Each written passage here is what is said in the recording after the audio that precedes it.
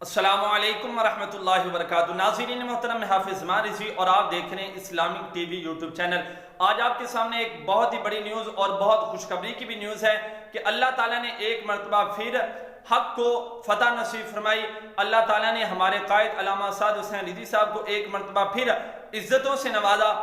ابھی آپ کے سامنے اپڈیٹ رکھتے ہیں، اس سے پہلے گزارش ہے کہ چینل کو سبسکرائب کر لیں تاکہ لیٹسٹ اپڈیٹ آپ کو بر وقت مل سکیں۔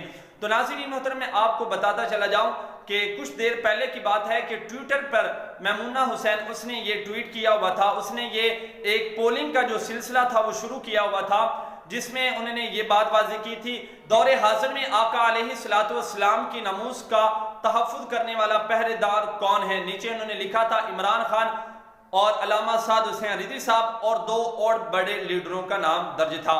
تو ناظرین محترم، آپ کو بتاتا چلا جاؤں کہ الحمدللہ ثم الحمدللہ ہماری جو جماعت ہے وہ دوسرے نمبر پر آئی ہے، اور دوسرے نمبر پر آنے کی وجہ یہ ہے کہ ہمارے جو کارکنان تھے ان کو پتہ لیٹ چلا ہے، ان کو بعد میں یہ پتہ چلا ہے کہ ٹویٹر پر جو ہے وہ پول کا سلسلہ جاری ہے۔ وہ کچھ دوستوں نے ویڈیو بنا کر یوٹیوب پر اپلوڈ کی، کچھ دوستوں نے جو ہے وہ واٹس ایپ کے اندر پیغام جاری کیے اور اپنے دوستوں کے ساتھ شیئر کیا، لیکن پھر بھی 3% سے ہم ہارے ہیں۔ میمونہ حسین ان کا یہ کہنا ہے یہ جماعت تو پاکستان کی بڑی جماعتوں میں سے ایک جماعت ہے، تو عمران خان اس کو کیسے کالعدم قرار دے سکتا ہے۔ انہوں نے کہا ہے کہ اس پر جو پابندی لگائی گئی ہے اس کو فی الفور جو ہے ہٹایا جائے، یہ پاکستان کی ایک بڑی جماعت ہے اور اس کو میدان عمل میں آنے دیا جائے۔ جس طرح پہلے جو جماعتیں ہیں وہ میدان عمل میں آئی ہیں، اس طرح اس جماعت کو بھی میدان عمل میں لایا جائے۔ انشاءاللہ جو ہے انشاءاللہ بہت جلد جو ہمیں کالعدم کہتے تھے وہ خود کالعدم ہو جائیں گے۔ تمام کارکنان اپنے حوصلے کو بلند رکھیں۔ انشاءاللہ ملتے ہیں ایک نئے ویڈیو کے ساتھ، تب تک کے لیے اللہ حافظ۔